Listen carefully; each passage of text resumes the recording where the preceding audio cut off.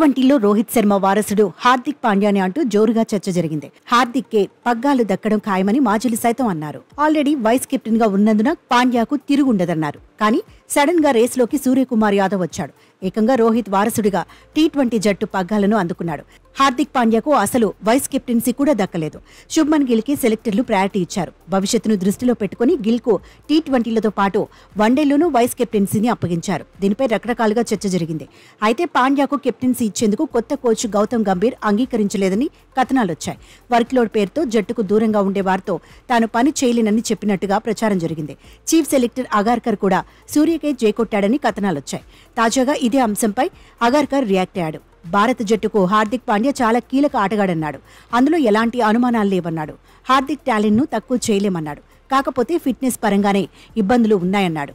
Captain గా ఎంపికైన వ్యక్తి అన్ని మ్యాచ్లు ఆడగలడా లేదా అన్నదే చూశామన్నాడు.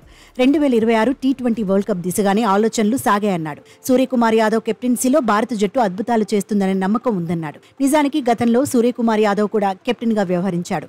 ఆస్ట్రేలియాతో సిరీస్లో భారత జట్టును గెలిపించాడు. 5 మ్యాచ్ల సిరీస్లో టీమిండియాకు సిరీస్ను అందించాడు. సౌత్ ఆఫ్రికా టూర్లోనూ కెప్టెన్ గా బాధ్యతలు నిర్వహించాడు. బ్యాటర్ గాను మెరుపులు మెరిపించాడు.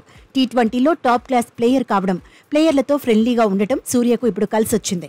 కెప్టెన్సీ అవకాశాన్ని తెచ్చిపెట్టింది. కొత్త కోచ్ గంభీర్ గైడెన్స్ లో సూర్య గ్యాంగ్ ఎలా ఆడుతుందనేది ఇప్పుడు ఆసక్తికరంగా మారింది. ఇక హెడ్ కోచ్ బాధ్యతలపై గంభీర్ కూడా రియాక్ట్ అయ్యాడు.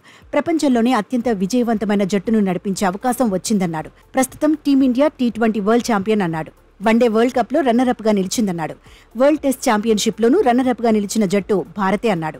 హెడ్ కోచ్ గా ఆటగాళ్లకు ఫ్రీడమ్ ఇవ్వడమే కీలకమన్నాడు. ప్రతి ఆటగాడిని ప్రోత్సహించి మెరుగైన ఫలితాలు సాధించడమే లక్ష్యమన్నాడు. ఎప్పుడూ హ్యాపీగా ఉండే డ్రెస్సింగ్ రూమ్ సక్సెస్ అవుతుందన్నాడు. మొత్తానికి లంక టూర్లో హెడ్ కోచ్ గంభీర్, కొత్త కెప్టెన్ సూర్యపై అందరి ఫోకస్ పడబోతోంది. వరల్డ్ ఛాంపియన్ హోదాలో భారత జట్టు ఎలా రాణిస్తుందనే ఉత్కంఠ అభిమానుల్లో ఎక్కువగా ఉంది.